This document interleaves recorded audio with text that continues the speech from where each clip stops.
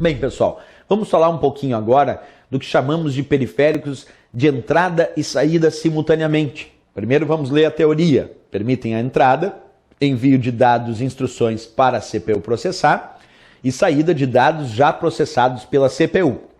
Pois bem, os periféricos de entrada e saída, já dei alguns exemplos aqui em aula, como o caso do monitor touchscreen, periférico de entrada e saída. Como o caso, por exemplo, da impressora multifuncional, periférico de entrada e saída. Tudo bem, mas existem outros exemplos de periféricos de entrada e saída que são bem relevantes para o estudo. Vou dar um exemplo bem típico. O disco rígido, o HD, o hard disk, que também pode ser chamado de HDD. Olha quantas siglas para o mesmo dispositivo. Disco rígido, HD, HDD ou ainda hard disk. Estamos falando do mesmo dispositivo, do disco rígido, que é um dispositivo de armazenamento de dados, do qual tu pode gravar dados no disco rígido e pode ler os dados que estão armazenados no disco rígido. Quer dizer, eu posso salvar um arquivo no disco rígido e depois eu posso pedir para abrir esse arquivo que eu salvei lá no disco rígido. Portanto, o disco rígido é um periférico de fato de entrada e saída.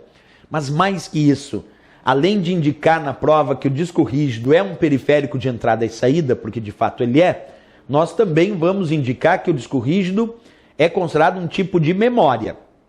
Que tipo de memória é o disco rígido? Bem, ele pode ser considerado memória auxiliar, memória de massa ou ainda memória secundária. Observa, por que eu posso chamar o disco rígido não só de periférico de entrada e saída, mas também de memória?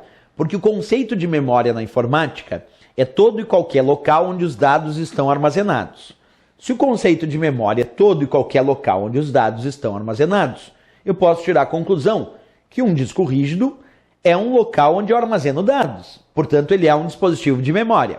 Agora, ele não é a memória principal do computador. A memória principal é a memória RAM, da qual nós falaríamos mais tarde.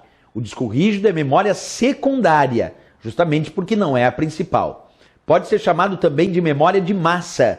Por que memória de massa? Porque armazena um grande volume de dados, uma grande quantidade de dados. E também pode ser chamado de memória auxiliar, porque auxilia o armazenamento dos dados do usuário no seu cotidiano, no seu dia a dia. Por exemplo, os meus arquivos do Word, do Excel, do PowerPoint, quando eu quero salvar, é muito comum que eu salve esses dados, esses arquivos, lá no disco rígido. Então ele funciona como uma memória auxiliar, porque ele está auxiliando o armazenamento de dados gerados pelo usuário no seu cotidiano. Por isso, memória auxiliar.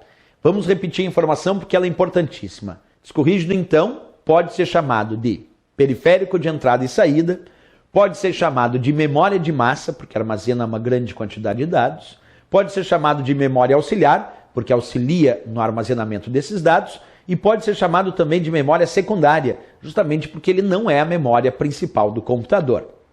Outra dica sobre o disco rígido relevante é dizer que ele é uma unidade de armazenamento magnético. Perfeito. A tecnologia que o disco rígido utiliza para gravação, leitura e armazenamento dos dados é uma tecnologia magnética.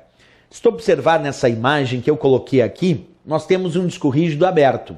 Normalmente ele não deve ser encontrado assim, claro, aqui tem uma tampa metálica, lacrada e fechada hermeticamente, que eu não posso ficar abrindo o meu disco rígido, porque senão eu vou danificar os dados. Mas um ponto bem interessante de discutir. Dentro do disco rígido existem vários discos. Podem existir vários discos, como nesse exemplo.